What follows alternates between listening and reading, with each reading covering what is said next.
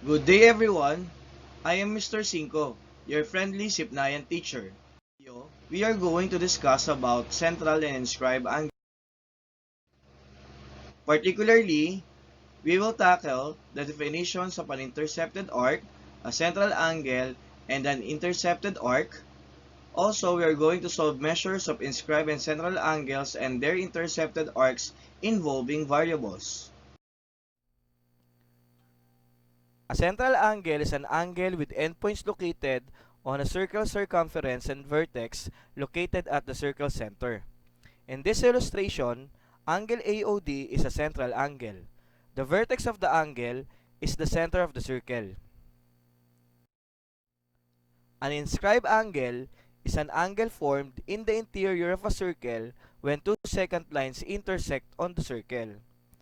In this illustration, angle ABC is an inscribed angle. The vertex of the angle is a point on the circle.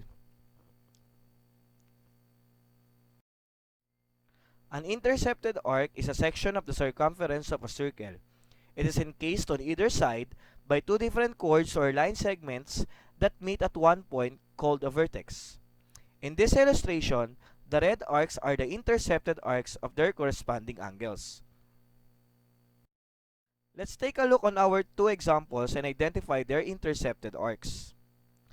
Arc AD is the intercepted arc of angle AOD, while arc AC is the intercepted arc of angle ABC. Using your hand gestures, let us identify the following angles if they are inscribed angle or they are central angle. Angle ABC is an inscribed angle. What is the intercepted arc of angle ABC? Very good. That's arc AC. What kind of angle is angle CAT? Angle CAT is a central angle.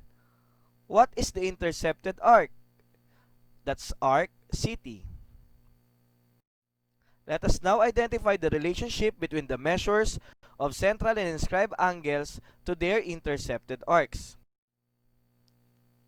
Central angle FDE measures 120 degrees, while its intercepted arc, which is arc FE, also measures 120 degrees. Another central angle, angle BAC, measures 47 degrees, and its intercepted arc, which is arc BC, measures 47 degrees. Let us draw conclusion by completing this statement. The measure of the central angle is equal to the measure of its intercepted arc. Now let us try. Angle JIH is an inscribed angle with a measure of 32 degrees. Its intercepted arc, which is arc JH, measures 64 degrees. Angle LMN is also an inscribed angle measuring 27 degrees. Its intercepted arc, which is arc LN, measures 54 degrees. Let us draw a conclusion by completing this statement. The measure of an inscribed angle is half the measure of its intercepted arc. Now let us try these examples. If the measure of angle CAB is 43 degrees, then what is the measure of arc BC? It is 43 degrees. Why? Because the measure of the central angle is equal to the measure of its intercepted arc. Let's try another example. If angle KIJ measures 30.5 degrees, then the measure of arc KJ is equal to 61 degrees. Why? Simply because the measure of an inscribed angle is half the measure of its intercepted arc. This time, let us solve measures of central and inscribed angles involving variables. The first thing to do is to identify what kind of angle is in the illustration. Angle BAC is a central angle. We therefore conclude that the measure of angle BAC is equal to the measure of arc BC. Substituting the given measures, we will have 2x plus 10 is equal to 50 degrees. By the addition property of equality, we will now have 2x is equal to 50 degrees minus 10 degrees.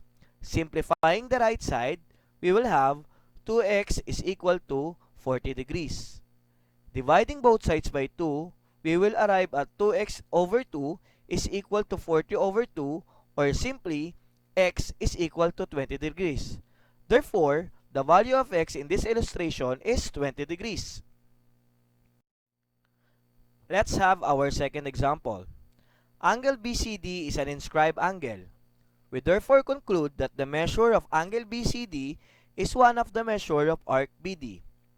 Substituting the given measures, we will now have 5x plus 22 is equal to 1/2 times 84. Simplifying the right side, we will arrive at 5x plus 22 is equal to 42 degrees. By addition property of equality, we will now have 5x is equal to 42 degrees minus 22 degrees. Simplifying the right side, we will have 5x is equal to 20 degrees. Divide both sides by 5, we will have 5x over 5 is equal to 20 over 5, or simply, x is equal to 4 degrees. We therefore conclude that the value of x in this illustration is equal to 4 degrees. Let's have our last example. Here, we must first solve for the value of x before we can determine the measures of the angles and its intercepted arc. Angle DBC is an inscribed angle. We therefore conclude that the measure of angle DBC is one of the measure of arc DC. Substituting the given values, we will have 3x minus 3 is equal to 1/2 times 4x plus 8. Multiplying the whole equation by 2, we will have 6x minus 6 is equal to 4x plus 8 degrees. Combining like terms, we will now have 6x minus 4x is equal to 8 plus 6. Simplifying both sides, we will then have 2x is equal to 14. Let us divide both sides by 2. That will be 2x over 2 is equal to 14 over 2, or x is equal to 7 degrees. Since we now have the value of x which is equal to 7 degrees, we may now compute for the measure of angle DBC and arc DC. Let's start with the measure of angle DBC, which is equal to 3x minus 3. We substitute x by 7, we will have 3 times 7 minus 3, which is equal to 21 minus 3. We will arrive at the measure of angle DBC, which is equal to 18 degrees. If the measure of angle DBC is 18 degrees, we may conclude that arc DC is equal to 36 degrees. Why? Simply because the measure of an inscribed angle is always half the measure of its intercepted arc.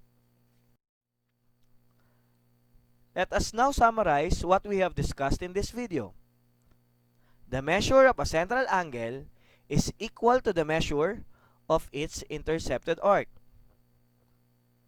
The measure of an inscribed angle is half the measure of its intercepted arc. It is now your turn. Try to solve in 5 minutes this activity. Do not forget to pause the video while answering.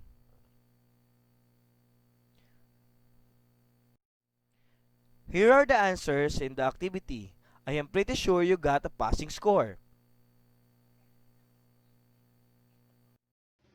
I hope that you have learned from this video. Again, this is Mr. Cinco, your friendly Sipnayan teacher. Thank you and God bless.